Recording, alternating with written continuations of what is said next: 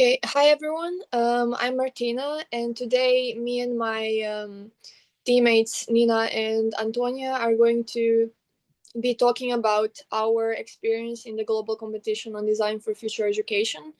Karla is also a team member, but she won't be presenting today.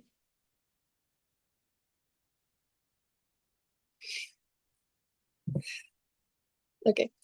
So the contents of this presentation are going to be we are going to talk about both of our projects, so the pre-finals project and the finals project.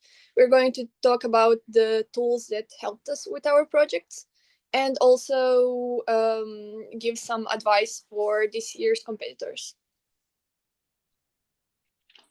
For our first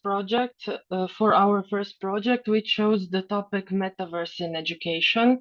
During the first three phases of the competition, we were in active brainstorming about what our project would be about. Next slide.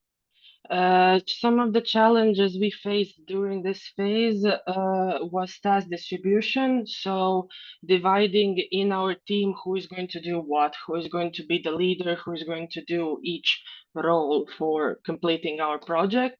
We also had some time limitations because we had our duties at our regular universities, and we had to complete these challenges for this competition. We also had some struggles with AI image generating because none of us ever did that. So we had to educate ourselves to do it better. And we also had some troubles narrowing the topics because we went too broad with what we wanted to do. And you need to choose specifically what your project should be about for it to succeed.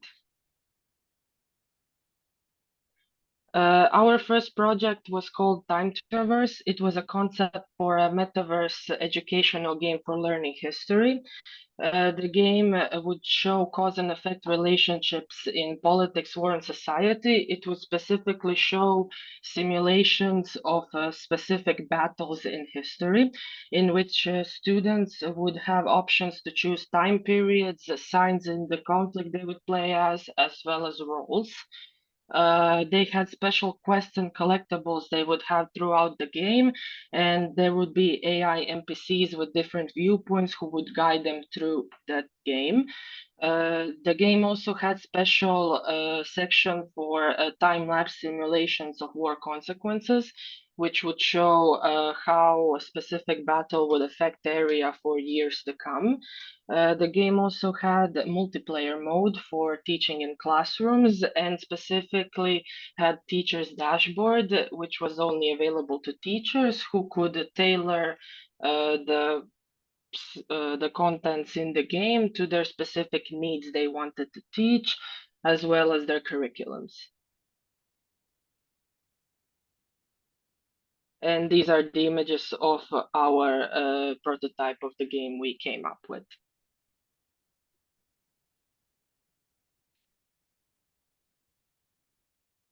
Our second project was a project we did in the finals.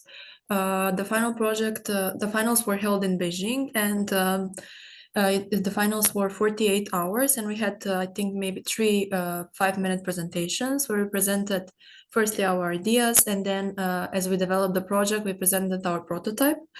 We had AI assistants. It was always available to us. We generated images, and we used it to brainstorm our ideas.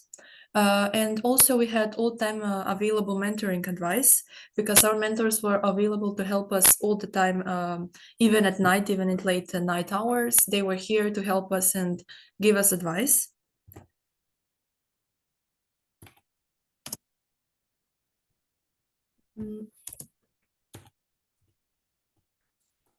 There were a few challenges we faced. The first one was idea formation because we had only 5 minutes to choose the main topic we were going to base our idea on. We had a problem with that, and also the idea formation, we wanted to focus on something that's not too broad, it's narrowed, and it will solve a problem to a lot of people. It means a real problem to the world. Also, we had problems with time limitation because we only had 48 hours, so we had to come up with the idea and develop the whole project in those 48 hours. But we focused, and we sometimes even sacrificed our sleep to finish this project because it was important to us, and we had so much fun. The second project, our second project was called Marku. It was an app for children, and it was for preserving the heritage of marginalized communities. It had AI-generated authentic stories and mini games that were fun for children to play and learn about marginalized communities. And also, the members of marginalized communities had the opportunity to connect with other community members and share their stories. And we had available cultural exchange events and supporting small businesses, which helped marginalized communities to promote their businesses, like, for example, Roma people or other similar marginalized communities in the world. Here we have our prototype. The illustrations that we used were AI generated using Midjourney, and in Beijing we got a lot of help from our mentors to learn how to AI generate images that were great for our project, and everything else was made in Figma.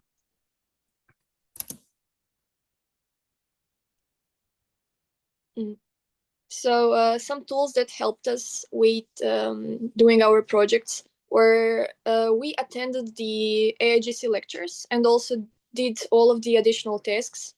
We applied for the mentoring sessions, which helped us tremendously because our topic, as mentioned, was way too broad at first, but our mentor helped us by suggesting a narrowed topic. We also used AI for image generating and also text generation for various tasks. And we organized ourselves thoroughly, and every team member had their own role to fulfill throughout the pre-finals and the finals. Next.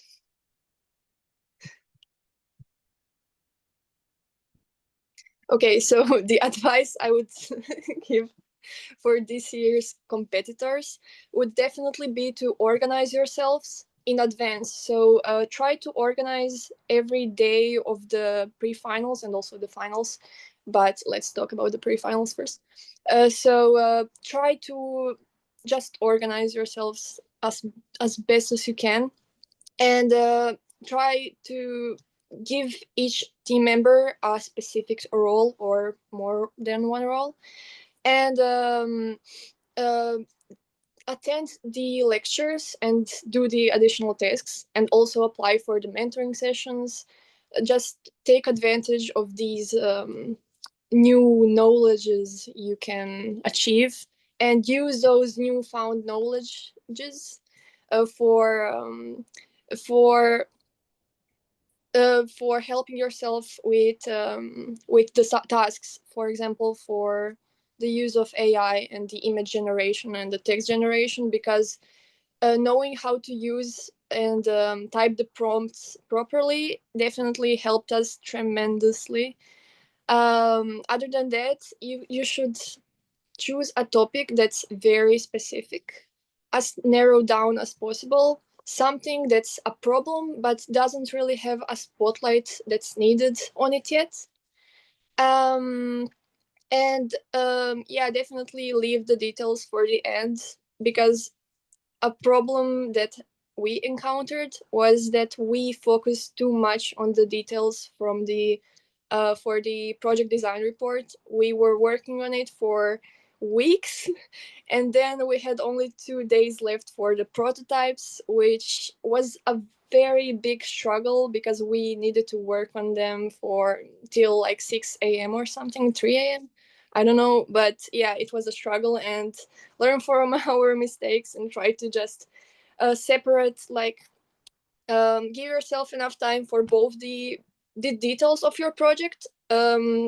Just try to figure out which problems your topic could encounter, and try to come up with the solutions, and have fun. Yeah, if you can. It's a fun process, but it can be a bit of a stressful one as well if you don't organize yourself enough. That's it from me. Thank you. This is us in China.